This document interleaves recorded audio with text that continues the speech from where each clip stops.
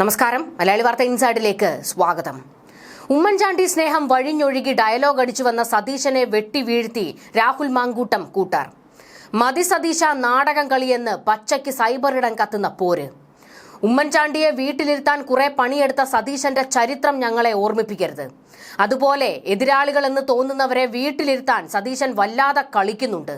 പക്ഷേ സ്വന്തം കുഴി തോണ്ടുന്നതാണ് ഈ ഏർപ്പാടെന്ന് പ്രതിപക്ഷ നേതാവിന് വായടപ്പിക്കുന്ന മറുപടി. ഉമ്മൻചാണ്ടിയെ വിമർശിച്ച് രംഗത്ത് വന്ന മന്ത്രി KB ഗണേഷ് കുമാറിന് മറുപടി കൊടുത്ത് VD സതീശൻ രംഗത്ത് വന്നിരുന്നു. അതിനുശേഷമാണ് സതീശന് സ്വന്തം കൂട്ടത്തിൽ നിന്നും മൂട്ടിൽ നിന്ന് പണി കിട്ടിയത്. അന്തരിച്ച മുൻ മുഖ്യമന്ത്രി ഉമ്മൻചാണ്ടിക്കെതിരായ പരാമർശത്തിൽ മന്ത്രി ഗണേഷ് കുമാർ മാപ്പ് പറയണമെന്ന് VD സതീശൻ പറഞ്ഞിരുന്നു.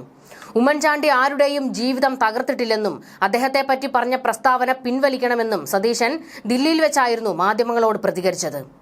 ഗണേഷിന്റെ കുടുംബ പ്രശ്നം തീർക്കാനാണ് ഉമ്മൻചാണ്ടി ശ്രമിച്ചത്.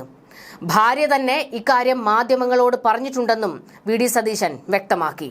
VD സതീശൻ ഈ ഒരു പ്രസ്താവന നടത്തിയതിന് തൊട്ടു പിന്നാലെയാണ് ഇതുമായി ബന്ധപ്പെട്ട് സോഷ്യൽ മീഡിയയിൽ വലിയ പോരിലേക്ക് കാര്യങ്ങൾ കൊണ്ടെത്തിച്ചിരിക്കുന്നത്. അതായത് രാഹുൽ മാങ്കൂട്ടം കൂട്ടാർ അല്ലെങ്കിൽ തന്നെ സതീശനെ നോട്ടമിട്ടിരിക്കുകയാണ്. അവർക്ക് കിട്ടിയ ഒരു വജ്രായുധം അവർ പ്രയോഗിച്ചു എന്നുള്ളതാണ്.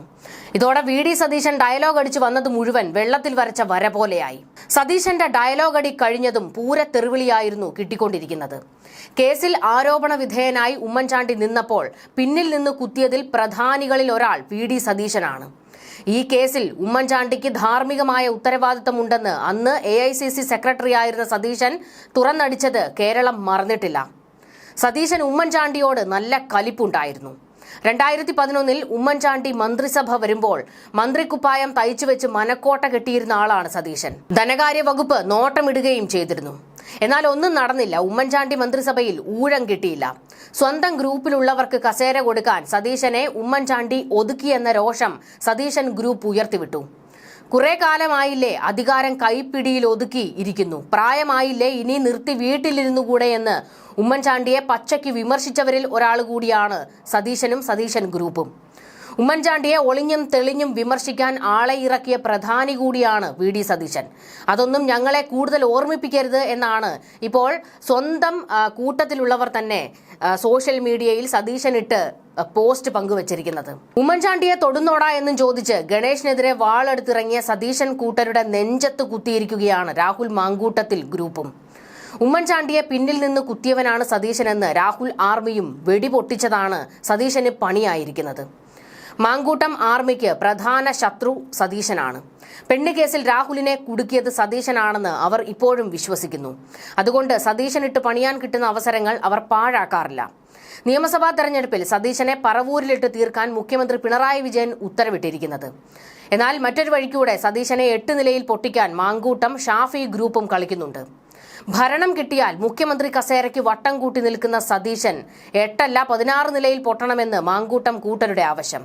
രാഹുൽ മാങ്കൂട്ടത്തിനെതിരായ വിവാദത്തിന്റെ തുടക്കത്തിൽ റിനി വിമർശനങ്ങളുമായി വന്നപ്പോഴേ സതീശനെ സ്കെച്ചിട്ടതാണ് സൈബർ ഗ്രൂപ്പ്. പിന്നീട് നമ്മൾ കണ്ടതാണ് സൈബറിടത്തിൽ രാഹുൽ ആർമി സതീശനെ പൂക്കുല പോലെ ചിതറിക്കുന്നത്.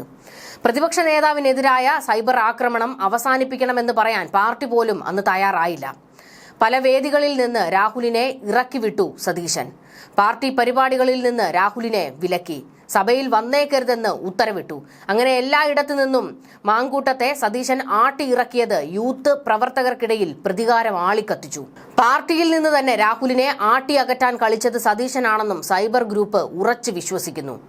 അവർക്ക് VD സതീശനെ കണ്ടുകൂടാ. എങ്ങനെയും സതീശനെ പൊട്ടിച്ചു കൊടുക്കുക എന്നതാണ് അവരുടെ ലക്ഷ്യം. അതുകൊണ്ട് തന്നെയാണ് ഗണേഷ് കുമാറിന് മറുപടി കൊടുത്തുകൊണ്ട് രംഗത്ത് വന്ന സതീശനെ ഒരു വഴിക്കൂടെ രാഹുലിന്റെ സൈബർ ഗ്രൂപ്പ് വെട്ടി നിലത്തിട്ടിരിക്കുന്നത്. ഉമ്മൻചാണ്ടിയെ ചേർത്ത് പിടിച്ച് സതീശൻ ഇപ്പോൾ സംസാരിക്കുന്നത് വെറും നാടകം കളിയെന്ന് സൈബർ ഗ്രൂപ്പുകളുടെ പരിഹാസം.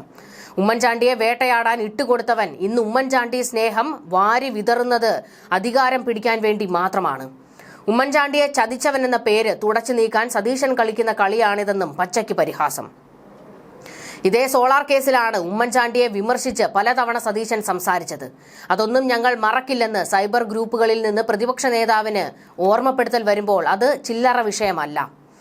ഉമ്മൻചാണ്ടി ഉള്ളിടത്തോളം കാലം തനിക്ക് അവസരം കിട്ടില്ലെന്ന് ബോധ്യപ്പെട്ട ഘട്ടത്തിൽ എന്തെല്ലാം നെറികേടുകളാണ് സതീശൻ കാണിച്ചതെന്നും ഓർമ്മപ്പെടുത്തൽ വരുന്നുണ്ട്. പക്ഷെ അന്ന് കാലുവാരിയ സതീശൻ ഓർത്തില്ല ഇന്ന് ഉമ്മൻചാണ്ടിയുടെ പേര് പറഞ്ഞാലേ 10 വോട്ട് കിട്ടുകയുള്ളൂ എന്ന്.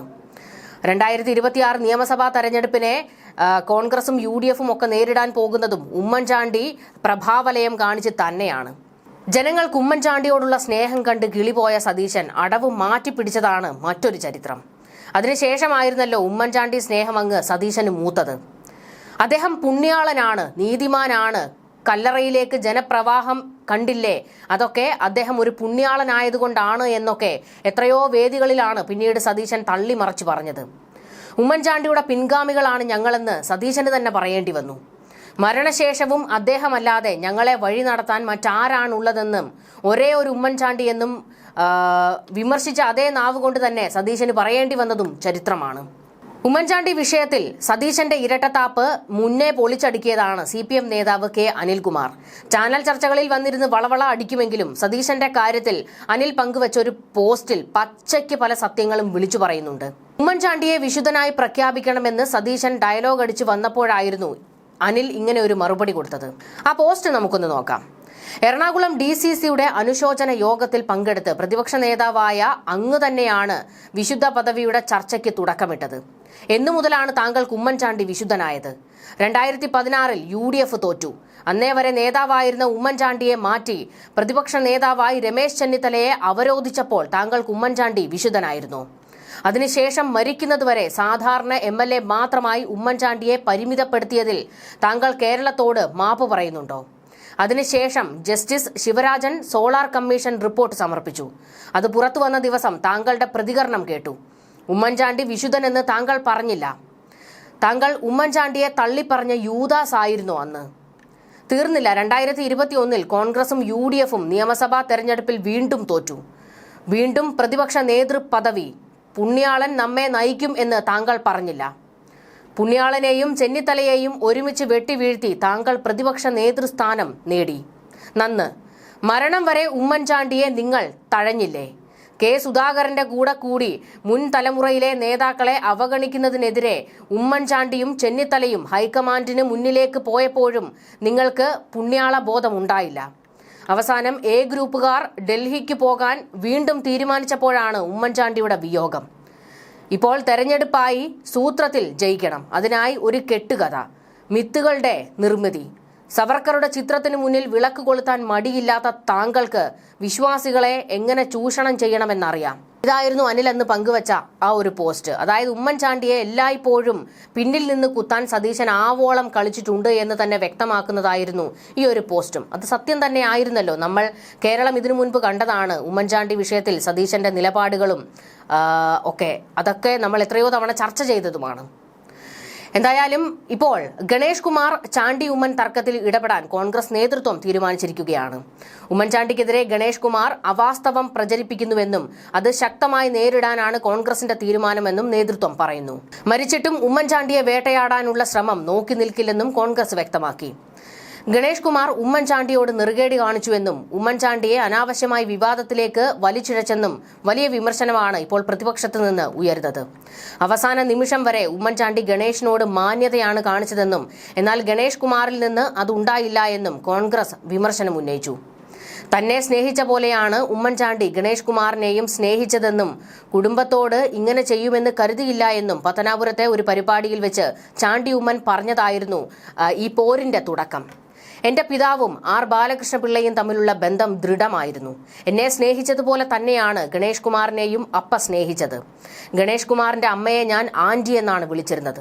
എന്നിട്ടും മന്ത്രി ഗണേഷ് കുമാർ എന്റെ കുടുംബത്തോട് ഇങ്ങനെ ചെയ്യുമെന്ന് കരുതിയില്ല എന്നായിരുന്നു ചാണ്ടി ഉമ്മൻ പ്രതികരിച്ചത്. കൊല്ലം പത്തനാപുരം പഞ്ചായത്തിലെയും ബ്ലോക്ക് പഞ്ചായത്തിലെയും UDF അംഗങ്ങൾക്ക് മാങ്കോട് ജംഗ്ഷനിൽ നൽകിയ സ്വീകരണ സമ്മേളനം ഉദ്ഘാടനം ചെയ്തപ്പോഴായിരുന്നു ഗണേഷിനെതിരെ ചാണ്ടി ഉമ്മൻ വിമർശനം ഉന്നയിച്ചത്. സോളാർ പരാതിക്കാരിയുടെ പരാതി 18 പേജിൽ നിന്നും 24 പേജായി ഉയർന്നതിന് പ്രധാന കാരണക്കാരൻ ഗണേഷ് കുമാറാണെന്നും ഇത് സംബന്ധിച്ച കേസ് കൊട്ടാരക്കര കോടതിയിൽ നടക്കുന്നുണ്ടെന്നും MLA കൂട്ടിച്ചേർത്തു. ഒരിക്കൽ നീതി ലഭിക്കുമെന്നാണ് വിശ്വാസം. ഉമ്മൻചാണ്ടി നീതിക്ക് നിരക്കാത്തതായി ഒന്നും തന്നെ ചെയ്തിട്ടില്ല. ഉമ്മൻചാണ്ടിയുടെ CD തേടി ഗണേഷ് കുമാർ കോയമ്പത്തൂരിലേക്കും തമിഴ്നാട്ടിലേക്കും ഒക്കെ യാത്ര ചെയ്തു. എന്നിട്ട് CD കിട്ടിയോ എന്നും ചാണ്ടി ഉമ്മൻ ചോദിച്ചിരുന്നു.